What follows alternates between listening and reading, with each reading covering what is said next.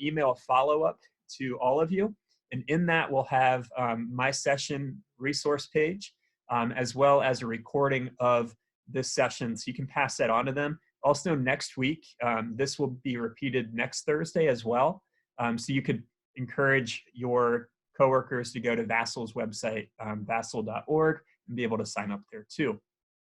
Finally, I think that all 130 of us who have signed up are Virginians, and we're all in this together. We're all educators, and we want success for everybody. We want everyone to be able to meet their students' needs, both academic and social, emotional.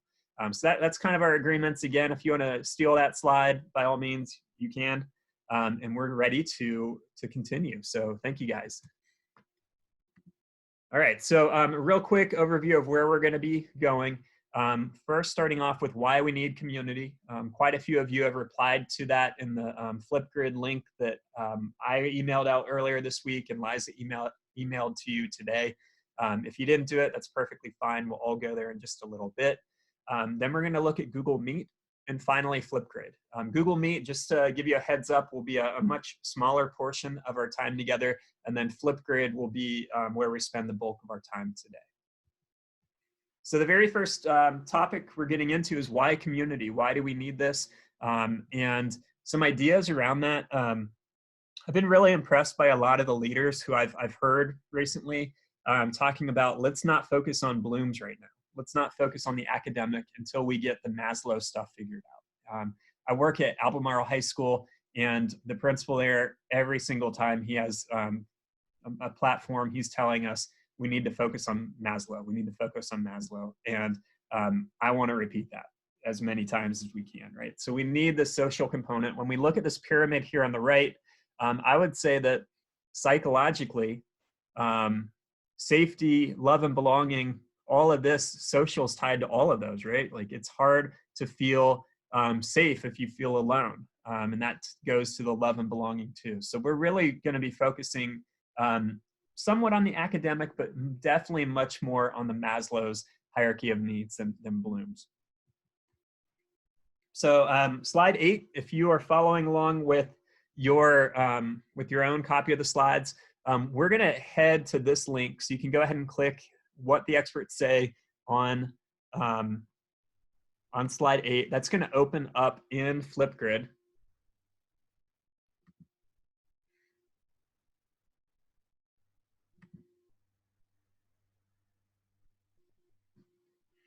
And in here, I might have put the wrong link in there. I'm a little bit nervous right now. Let me grab the right link and share that out to you. Sorry about that. Grace, right? Okay. So on my screen right now, and I'm going to drop this into our chat also.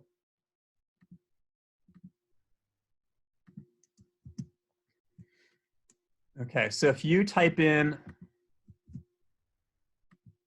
flipgrid.com/5A1A6C82 into your browser, that will take you to our topic for Flipgrid about why we need community now more than ever.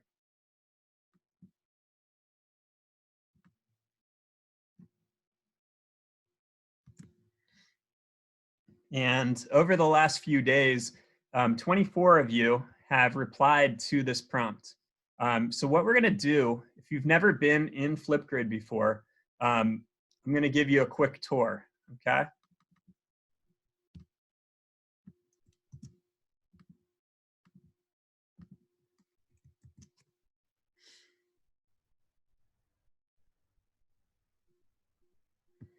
So here I am, what inspires you? And this is the link that I just shared out. Why do we need community? Right now we have 27 responses. So if you want to be able to watch any of your peers who have answered this, all you have to do, so if we wanted to hear Sherry, we can click on her. I feel like that during this time. And be able to watch her response. We're going to take about 3 minutes for you to watch a few of these responses. If you haven't yet done one, you can also use this time to record a response by clicking on this green and white plus sign and just go through the prompts of recording that response. So again, we'll take about 3 minutes and we'll come back together and share out on what you were able to pick up and what you learned from that experience.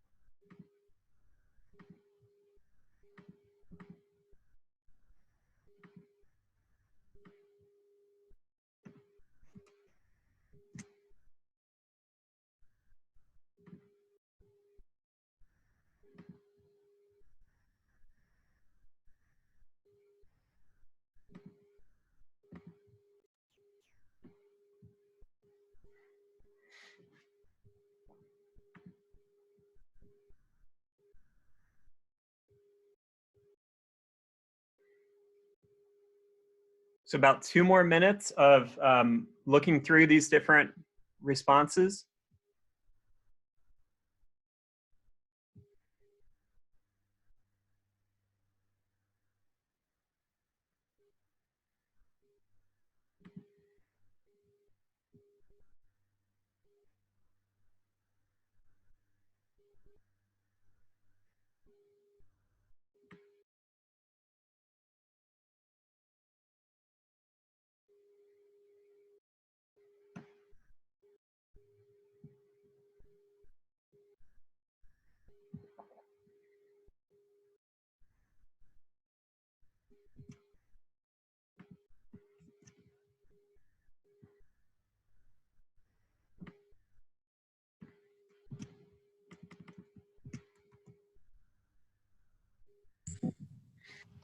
Another minute or so, we'll come back together.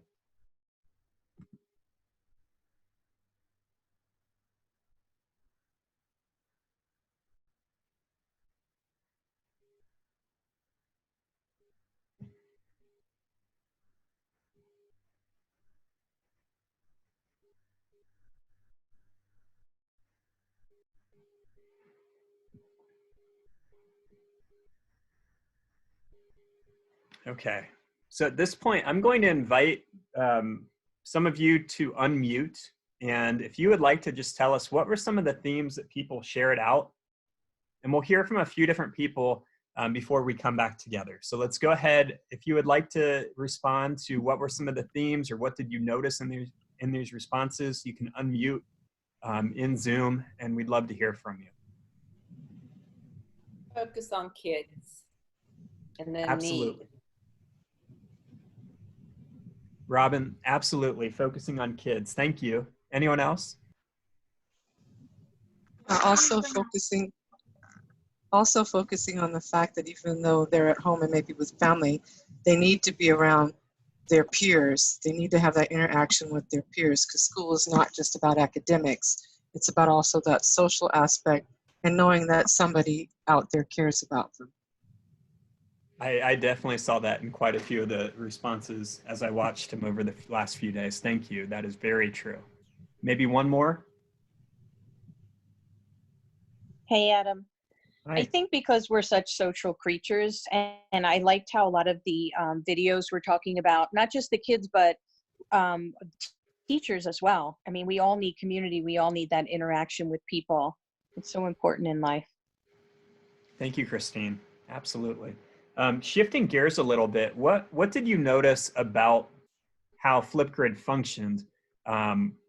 If you were one of the 25 people or so who recorded, you can tell us about that experience. If you're one of the people who just spent this time watching your classmates respond, what did you notice in there?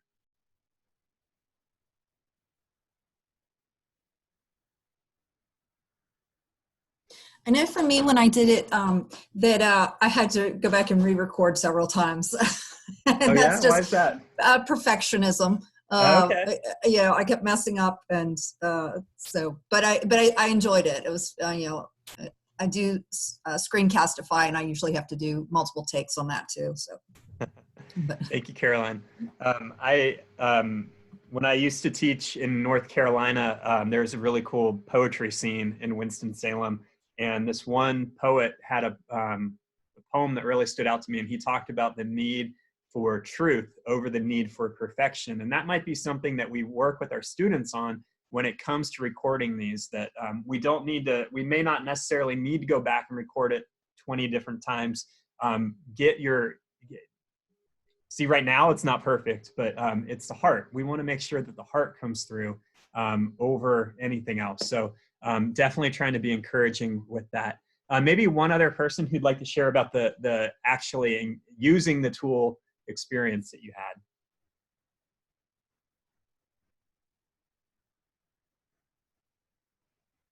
It was relatively simple to use.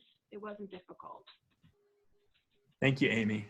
So simplicity, and that's definitely a goal that we want for any tool, any resource that we use with our students when they're in the classroom, and that is only compounded when it becomes a distance learning thing where maybe it's a brand new resource that our kids have never engaged with before.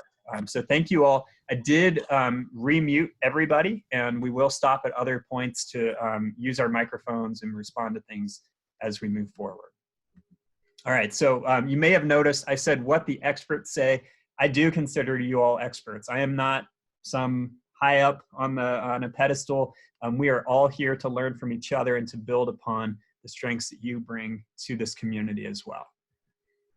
So we are going to shift gears from Flipgrid for just a little bit and look at Google Meet. Recently, this changed from being called Hangouts Meet. So if you hear someone talking about Hangouts Meet, know that this is the exact same thing. Google just changes names on us sometimes, and it can be a little confusing. So Meet is a video conferencing tool, allows up to 250 people at a time, 100,000 viewers at the same time. So you can have people who are engaging, talking, sharing screens, seeing videos, and that would be the 250, and then 100,000 people at the same time could live stream. A really cool feature that came out maybe about 3 weeks ago is the ability to connect Meet with your Google Classroom roster. And we'll see how that works in just a little bit. Finally, it's secure, right? That has been a really big concern for a lot of these platforms over the last couple weeks. It is a free tool. I know most of us are probably in districts that have Google Apps for Education. So it is free, it's bundled in that, and has a lot of accessibility tools, which we'll look at as well. So the elephant in the room is, why are we using Zoom for a session that's looking at Google Meet? And the reason that we're having to do that is because Google Meet is so secure that I wouldn't have been able to bring in all of you beautiful people from across the state of Virginia who are all in different districts, right? So that's why I chose to use Zoom as my platform for presenting, because Meet is just so secure that it wouldn't easily let you in the way that we needed to. So I wanted to address that right off the bat. So I'm going to model for you. I'm on slide 12 right now. I do have some videos that you can go back and watch later. So if you don't want to go to Classroom when I'm demoing this, know that you will be able to go back to this video to refresh yourself in the future. But for right now, I'm going to a Google Classroom account. I'm going into my demo class where I have one student. You'll notice right off the bat that I have this link in here called the Meet link, okay? I'm gonna show you how to add that to your class. So in our Google Classroom, we have this gear, a settings gear in the top right corner. When I click on that, it brings up all my choices, right? I can go in and change the subject, class description if I wanted to. We can turn on Guardian summaries, so another really good way that we can connect with families. But in here, starting a few weeks ago, we may now have this option too of making a Meet link. Now, if I toggle this off, they can no longer see it. And then when I'm ready to meet again, I might turn it on. So I'm gonna talk through this real quick. On last Thursday, I was doing a session on Google Classroom, and someone had a really good question, right? So in here, I want my students to be able to see this, but if in 2 days from now, I'm not ready to be in there too, I don't want my students to be able to just go in and have a meeting without me, right? We don't want them to be unsupervised in that situation. So what we can do in our settings, just turn off the link and make it so it's not visible. And when I click on this link right here, this drop down, I have the option to reset it. So now it has a new link. My students can't see the new link until maybe 5 minutes before we would meet. So I would hit save. I would post something like, we're doing our office hours on Monday at 3. And so Monday at 2:55, I would go in, make the link visible, and now all of my students could be in a secure face-to-face synchronous meeting with me. Now the other thing that's pretty cool about this is if I take this link, so I copy the link address, and I'm gonna go to another Google account of mine and try to get in. So we talked a little bit ago about security, right? And how this can be so helpful. So this is no longer in there. Check your meeting code. Make sure you entered in the correct meeting. I can't even find it. I can't even get there if I'm not using an account that's within my domain, or really in this case, within that Google Classroom course. Again, that's why I was unable to use Google Meet for this session, because you guys are not in a Google Classroom of mine, and I needed to be able to get a lot of different people in here.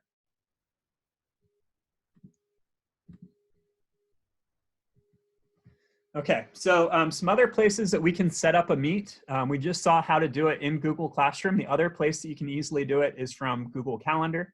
So I'm going to model this as well. A real quick thing to note, down here on the left, it says don't see this option. This being able to integrate Meet into Classroom is something that your district Google Apps for Education administrators will need to turn on. So you might want to reach out to a principal or to your district's technology department to fix that setting for you. So the other place that we can see Meet integrated is in Calendar. So I'm going to open up Calendar. And if I make an event in here, so I'll double click and add an event for later today. 4 o'clock to 5 o'clock. I'm going to make this practice meet. You'll notice this big blue button, add video conferencing. When I click on that, it gives me that secure link, tells me up to 250 participants, and so forth. And with this, I can email this out to them. I can, if I add someone as a guest, so if I wanted to do that, they'd be able to get in there too. So I'm hitting save. And when it becomes 5 o'clock, we can go into Meet.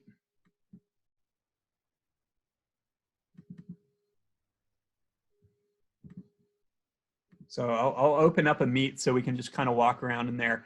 Now I'm hosting it, right? And it's not going to be able to use my camera or microphone because Zoom's already using my camera and microphone. So we won't be able to see that part, but I am going to join.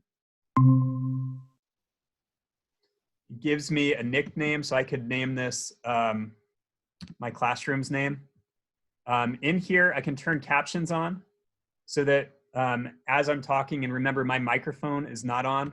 We'll see if it works. Can't work because I'm in Zoom doing it. It would have the captions going at the bottom. I can present my screen, so I can do the sharing my screen.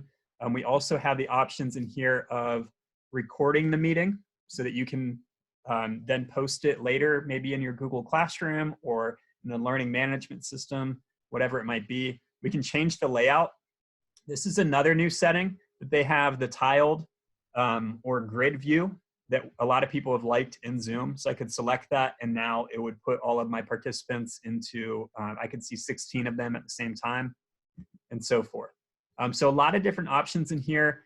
Some cool things that we can do. We can easily have a text chat going. I can put in links so that people can access them. Very, very helpful, very easy to use. I can put attachments in here. So if there are slides that I want people to be able to see, I can link those in here and be able to get them too. So that in a nutshell is Google Meet. I'm gonna bounce back to our slides. Some other Meet features. You can, like I said, record the meeting for asynchronous access. You can also have a meeting where you're the only person and use that recording option to be able to then post in your class somewhere. You can manage your users' mics and video, similar to what I've been doing in our session. I can mute individuals, or I can mute everybody. You can't turn someone's mic back on. There are some privacy issues with that, but you can mute them. And then finally, the closed captioning, which is that universal design for learning, an accessibility feature that allows it to show the text as people are talking. So that's Google Meet. We are going to transition at this point to Flipgrid, and we'll be there for the rest of our time together today. This says coming soon. The grid view's already in there. We just saw it. Integration in Gmail, I heard, is starting to roll out now. So if you go into your school Gmail account, you may see it, you may not, but over the next few days or weeks, it should be there for you. And finally, there's a really cool playlist from an educator, a friend of mine named Eric Kurtz. So you can click this link on slide 16 and be able to learn more about Meet. All right, so now we're flipping to Flipgrid. And with this, we've already seen it in action a little bit. We are going to watch this really short video about what social learning is with Flipgrid.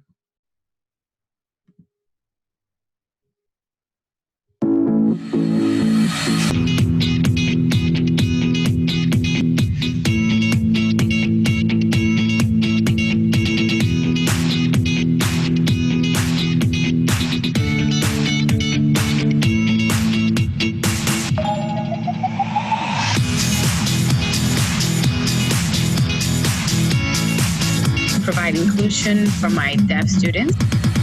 I have a voice. I have a voice. I have a voice.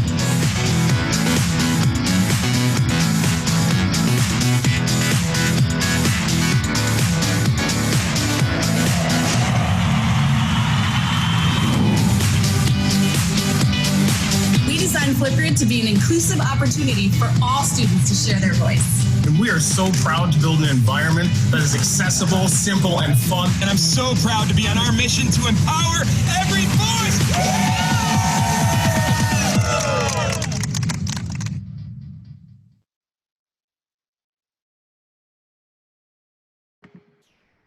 Okay, so as you said before, I think you got a really good handle on it when we were looking at Flipgrid as users just a few moments ago. Now my screen is wonderfully frozen, so that's fun. There we go. So as we were in there a little bit ago, we saw that it was simple. We saw that it is social, and we're going to continue to be able to see that in once we get there as builders too. There was a quick question that came up about Google Classroom and Meet, so I will talk about that just real quickly.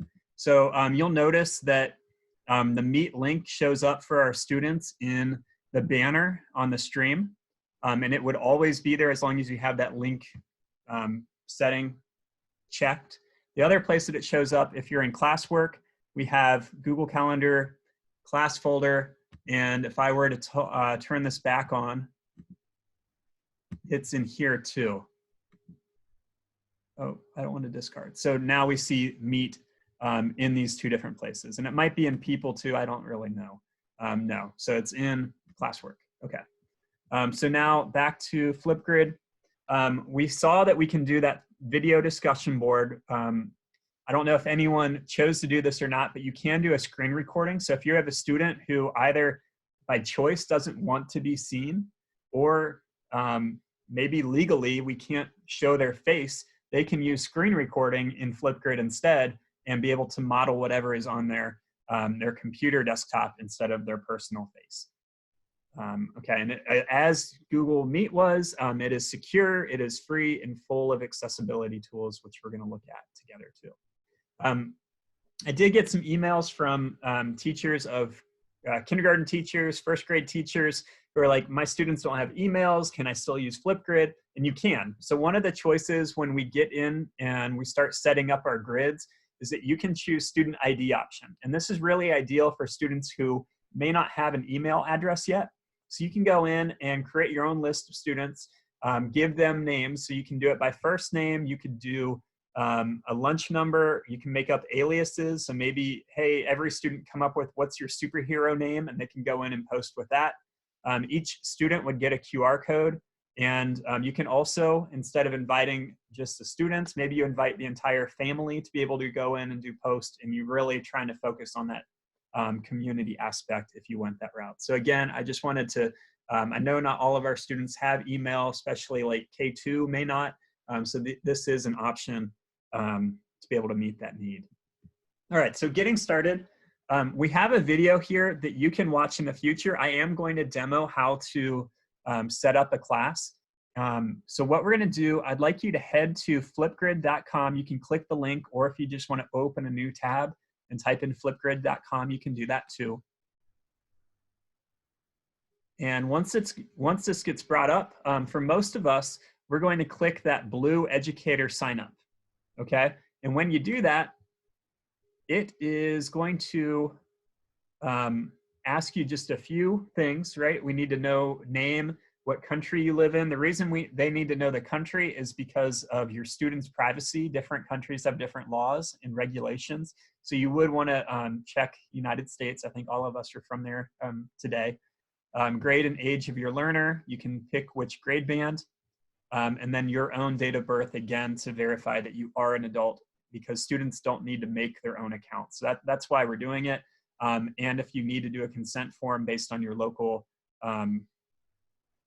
policies, they have those printed here or available, so you can just get them out to your students. So if you don't have an account yet, you'll want to go to that educator sign up. In the future, and for me, because I am an educator and I already have an account, I'm going to do educator login instead.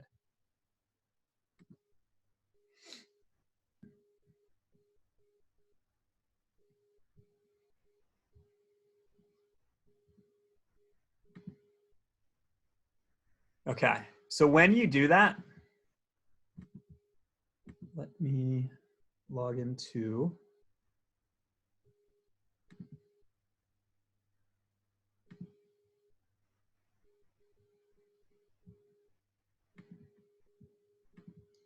So I think this takes you to a screen like mine, where it has my grids. Is that the first thing that's popping up? Can someone verify?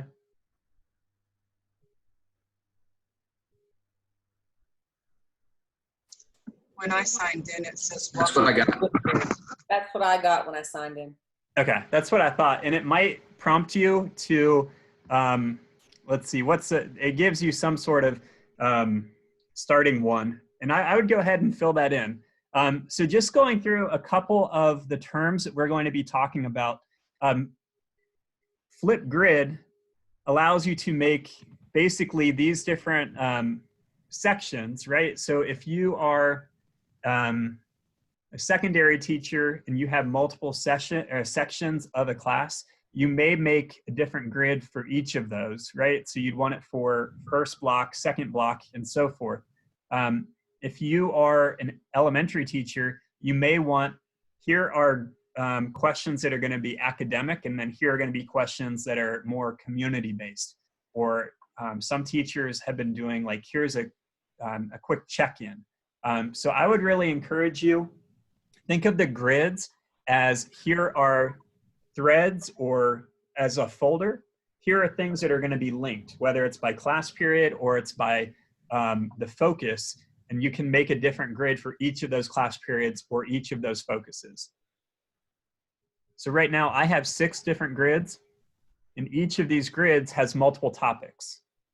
So if we look at this one on my screen, it says what inspires you is the name of the grid.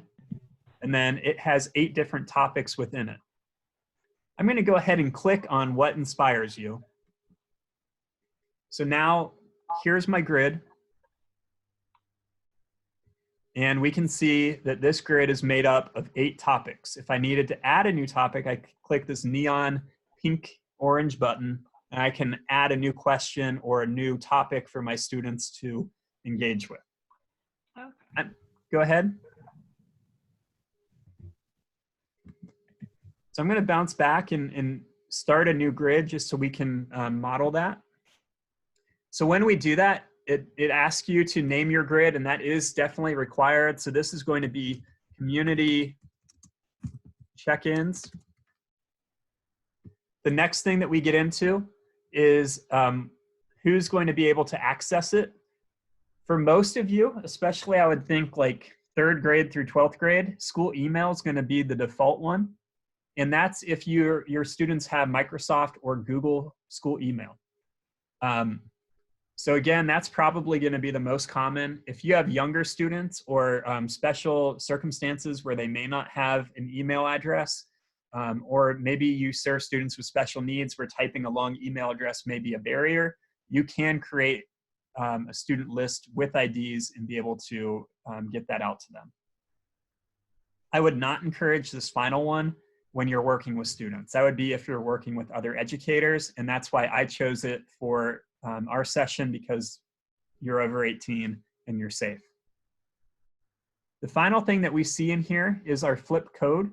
And this is just, we can customize the URL, the address for our students. So with this, by default, it made it Seipel because that's my last name. It probably would have your last name in there for you, and then a random set of numbers. But I can make this whatever I want. So if I want this to be Cinco Seipel, I can do that.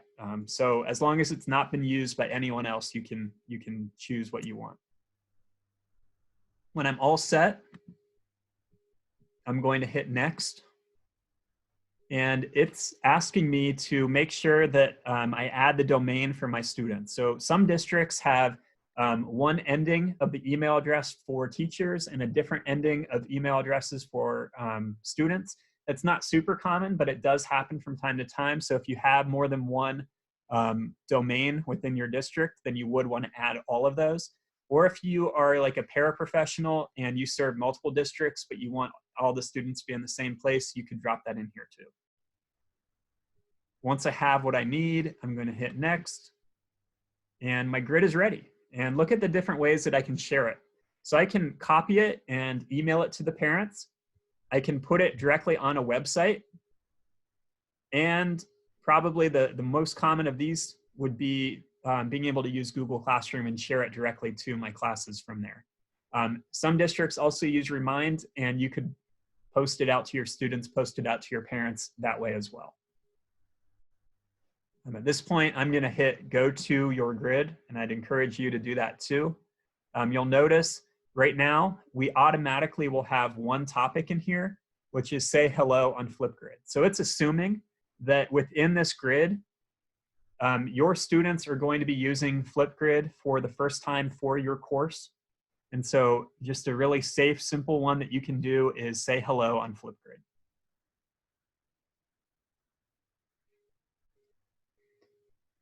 Okay, so now that we have a grid, so remember we have our folder, and now we're going to put something in that folder by adding a new topic.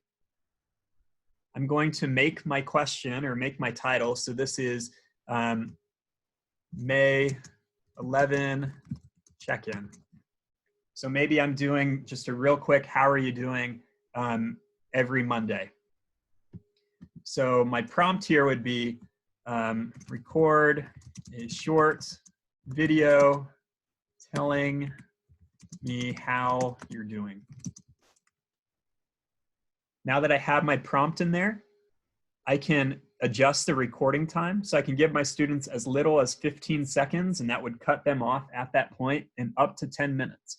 10 minutes is a really long video, okay? So I think for yours, I limited you to 1:30, but really this 15 to, or probably the minute might be the sweet spot. So I'm going to make that choice. Video moderation, you know your students better than I do. So if you want to be able to see all the videos before their classmates can, you can turn this on. Some other cool things in here. We can record a video where you tell them the direction and speak to them and they see you instead of having it written. And again, you know, talking about accessibility, multiple means of representation, that could be a really cool thing. And just being able to see your face, they miss you, and that could be helpful too. Otherwise, you could bring in a YouTube video. So maybe this is an engage piece for your lesson plan and you have a short video you want them to watch and then they respond to it. So you could do that, or a GIF or an emoji, lots of different things that we can put in there as our focus. I do want you to click down next where it says create topic. Just to the left is more options. We're going to click on that and walk through some of those too. Topic tips. We're going to ignore that for now. If you had a link you wanted them to look at, you could. This is going to be pretty helpful. So here, topic status. If you want it to be hidden until a certain date, you can do that. You can set when it goes live. So I want it to go live on May 11th. I want it to go away on May 18th, and I can set that time span, and I don't have to do anything else. I don't have to go in on next Monday and say go live. It will just, on that date, start up at 12:01. I don't think you can set a specific time. It is just that day, but it's pretty cool that you have that option. Continuing down, after your students are done filming, can they add selfies and videos? So our kids love to take selfies. I'd encourage you to let them do that. You can choose whether or not your students can add titles to things, if you want them to be able to see how many people are viewing it. We also have the option in here of video editing. Often that's pretty innocent, right? Whether or not our students can have a social component of liking things, or some teachers may want to do student-to-student replies. So one student might do a book review and another person is able to ask another question or whatever it might be. Finally, feedback's directly built in. Most cases, I think this could be really helpful. I don't know if we are really giving academic feedback a whole lot right now, but you could if you wanted to, or build out some custom feedback to be able to reply to people too. So I've made the selections that I want in here. One other quick thing, if you don't want your students to be able to see each other's responses ever, you can do video moderation and just never check to make it active for other people. So if you want it to be a private check-in between you and the student, this would be an option that you'd want to have checked. So at this point, I'm going to go ahead and create my topic. It's ready. Yay. And again, I have these same options of being able to post it, or I can share it via a QR code. Now, this is something that we're not really going to get into right now, but it does allow you to post different Flipgrid questions around your room where kids can go up if you have iPads in your classroom, or if they have their own personal cell phone and you allow cell phones in your school, they can go up, record their response, or see what people are saying. And it's a really cool augmented reality way that you can bring video into your classroom. Okay, so at this point, I have my topic. I have this listed in here. You can embed this into an LMS. So like we saw before with sharing. So if I click this rocket ship, it says share. I'd be able to get that embed code and be able to put it into Canvas, be able to put it into Schoology, again, on my website, whatever it might be. Okay, so that's what we do. And then we'd share it to our students. And just like we saw a little bit ago, when you went and recorded your responses, your students would see this big plus sign.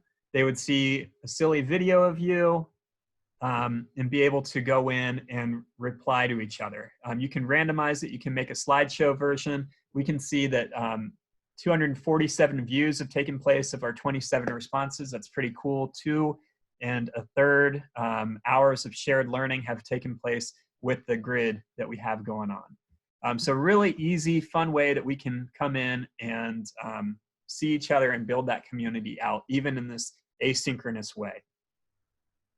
Okay, so I'm going to go back to my slides real quick and just kind of do a mental check to make sure I'm covering everything I want to. All right, so now that we've seen how to use Flipgrid some, I do want to focus most of the rest of our time on how and why we might use Flipgrid. So I do have some ideas in here. We can do a question and answer, right? So whether your students are asking questions, I like to do I wonders with my son. So every day, what's something you wonder? Your kids can tell us, here's our I wonders, and then maybe someone else picks it and replies and tells them, oh, well, this is how an ostrich eats, or whatever it might be. So our students can respond to each other or remain private if you choose. We can flip it, and our students can tell us about who they are and what their passions are. So what's something that you've learned in the past week? Well, come be the expert. And you'll have students where I built this treehouse, I learned how to bake something, and we can start to highlight. Continuing on, this is kind of similar here. Student host, so tell me about your family. Give us a tour of your neighborhood, whatever it might be. We can do our weekly check-ins, which we've already kind of touched on. And then another idea that I've really liked seeing on social media lately is doing a flip hunt. So doing like a scavenger hunt style where we record as we see different things and we're able to share that out. So students could take a picture of an item that answers as prompt. They can, here's a person or a place or whatever it might be that fulfills that need, to really be doing some cool scavenger hunt things. If you need some ideas about that, slide 22 has some. My friend Mari is an educator in Southern California, and here is what she did. So they were learning about Earth systems, and in here they were on different teams, and her students could earn different level of points by completing these challenges. And then when they recorded and shared their video, they would add in a hashtag, and each one would be searchable, and they could find all of erupt, and they would act out how a volcano erupts, or explain how scientists measure earthquakes, and they could meet these different academic needs. If you want to follow Mari or see some other cool things that she does, this is a link to her Twitter account, and you can check that out. And then I saw this today. So my friend Donnie is an educator in Lexington, Kentucky, and his students, he organized a talent show. Every student had 30 seconds to record a talent, and this is a student who his talent was jumping off of his shed into a nearby river. So this is, Donnie was really excited to share this. I like that he blurred out his student's face, but he did. He jumped into that river from his shed. And if you want to follow Donnie, you can do that on here too. I love that idea of doing the talent show. My wife has done something pretty cool where each week her students have a different challenge. So they're making something that represents outer space, and they can build it out of Legos, they can act it out, they can make a video, and then everybody can share it and be able to see the awesome types of creations that their students have dreamt up. So again, Donnie Piercy, awesome educator. Some other places to get inspired. In Flipgrid, there's something called the Disco Library, and I have no idea how they came up with this title, but I love it. And you can either get there by clicking the link on slide 24, or if you're in Flipgrid, up near the top, there's a link that says Disco Library. So let's go ahead and click there. And these are a ton of different topics that other people have already made. So here's a would you rather in math, or you can do book talks, learning from home. They have a whole collection within here. So if I click on this icon, it comes down and has a bunch of them that we can do. We have conversation starters that we can choose from. Notice that as we scroll down, maybe a quarter of the way down, we see that they have partners like the Met, Wonderopolis, Breakout EDU, different state parks that are providing content and asking questions. My family loves Epic for audiobooks and ebooks, so that's all in there, code.org. And then finally, we get to a place where we can filter and find topics that we meet our needs. So here, I want middle school. I can pick the subject. So this is going to be history, and it's going to bring up all of those no topics found. Okay, great selection, Adam. Okay. Oh, because I'm doing home learning experiences. So that's why. So I'm going to clean my filter. And now I can say middle school history, and I have them. Okay, so let's take just a moment to go through the Disco library. Let me show you if you find one that you really like. So if I want to do book talks, I can click on it and select the one I want to add it to. So facilitate with purpose and add. And now it's in there. My students, I can customize things if I want. So I can add a video explanation, change the recording time, whatever it might be, but update topic, and it's in there in my grid, and my students can start to engage with it. So again, knowing that we don't have to start from scratch, we can build upon what other educators around the world have been doing. We'll take about 2 minutes to look through some of these, and then we'll come back together.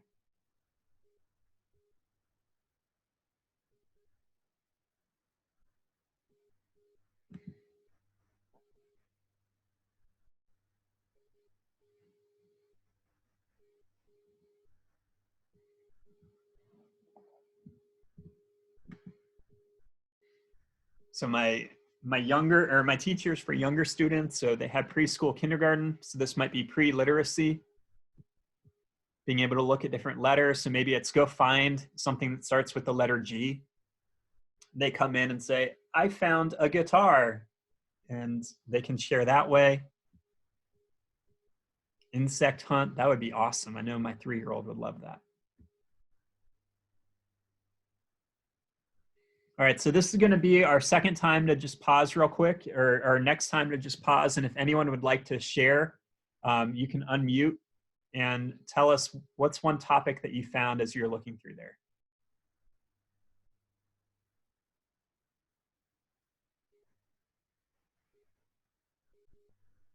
Flat teacher. I liked it because she's having them recall something they learned from her in the week, during the week. Thank you. That's awesome. Maybe 1 or 2 other people.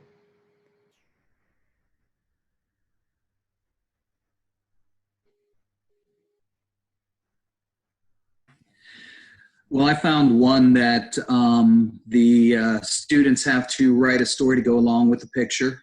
So since I teach middle school language arts, that would be fantastic for some creative writing. Oh, I love that. Thank you. Okay, so again, please spend some time in the Disco library. Find amazing things that other people have already put together. Build from there.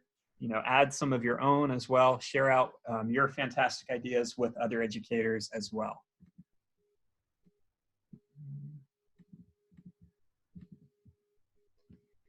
Okay, so some final things. Accessibility features are definitely built in. All of the videos that you or your students post do offer transcription and read aloud of any text that's on your screen. So if we have those pre-literate students, they can click on, let me show you the icon real quick. I can find the right one. Okay. So in here, whenever your students see this little icon, it's Immersive Reader, and that makes everything on the screen read aloud. It also makes it where students can translate it. We've always had classroom. And they can do that for what's in your video as well as any text that's written in there. Continuing on, by using videos, it is multiple means of access and expression. Our students can do the screen recording to be able to model maybe a math equation or an idea that they have, or they can do, here's my face. They can just do auditory, so they are given choice with this.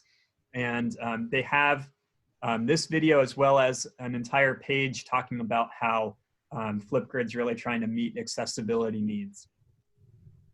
So at this point, we are moving into the wrap-up phase. I know that there might still be some questions out there. So what we're going to do, I'm going to run through the next few slides quickly, but you can continue to reach out to me at adamseipel@gmail.com or at adamseipel on Twitter.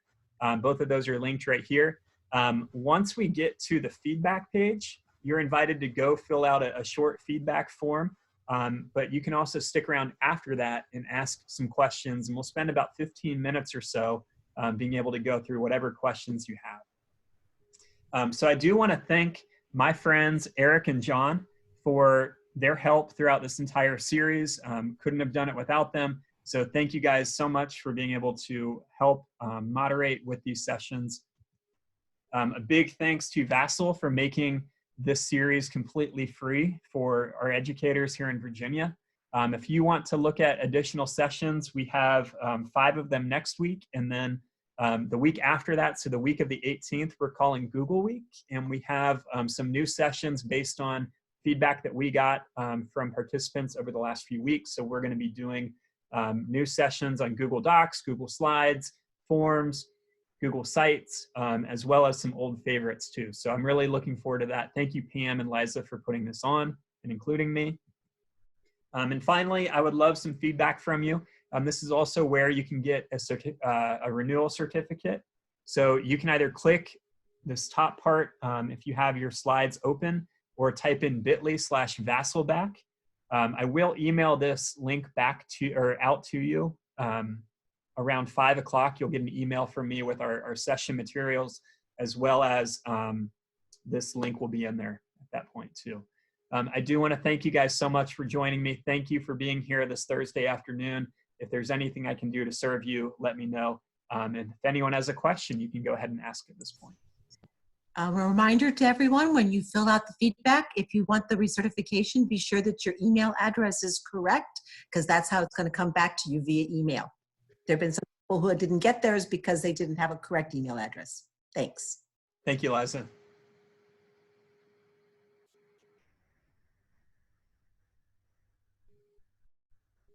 Adam, this is Melissa. I have the slides open. I'm not sure if where we would access the recording of this session.